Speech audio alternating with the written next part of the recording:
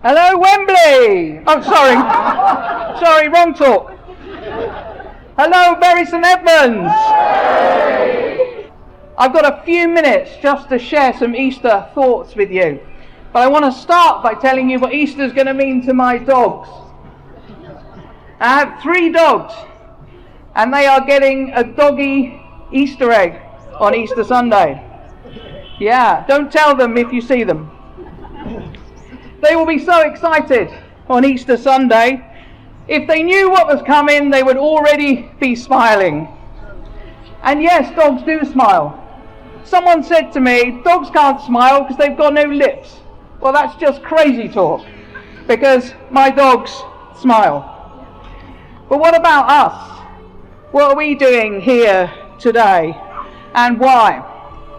You see, most of us are quite normal. And what is this all about then?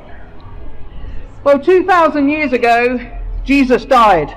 It's a historical fact. In fact, everyone who lived 2,000 years ago has died. So what was so special about this? Well, Christians believe that we're remembering today one of the most amazing events in history. An event that changed the world for everyone.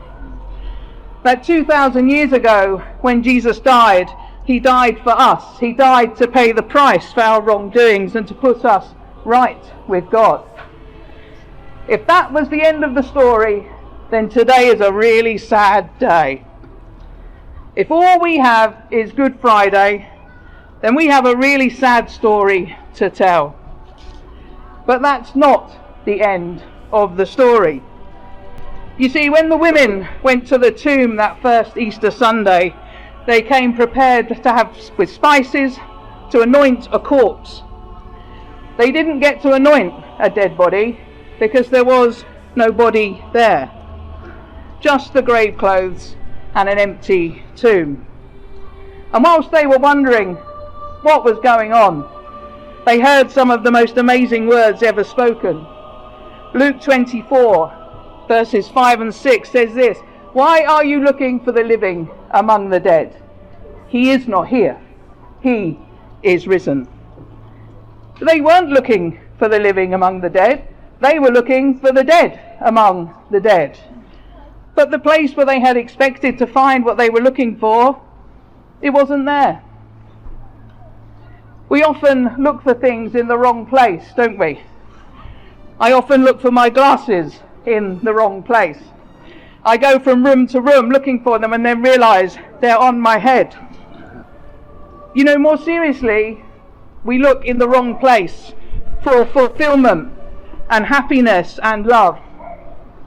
It's like we're looking for the living among the dead. We look for the living among the dead when we put our trust in our own clever schemes rather than seek wisdom. We look for the living among the dead when we seek happiness in the accumulation of material things and stuff. We look for the living among the dead when we do our own thing without any regard for the well-being of others, when we are not kind. We need to stop looking in the wrong place.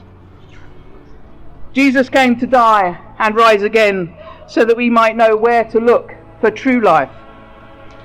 Friends, we need to start smiling because we know what's coming, and it's not a doggy Easter egg. Well, it is for my dogs, not for you, because we know what's coming. This is what Paul wrote in his letter to the church in Corinth in the New Testament. He said this in 1 Corinthians 15. "If Christ was not raised from the dead, then what we preach to you is worth nothing. Your faith in Christ is worth nothing." We need to not look among the dead for the transient and temporary things of this world, because there is something better, because there is Easter Sunday. Without Sunday, Friday is just sad.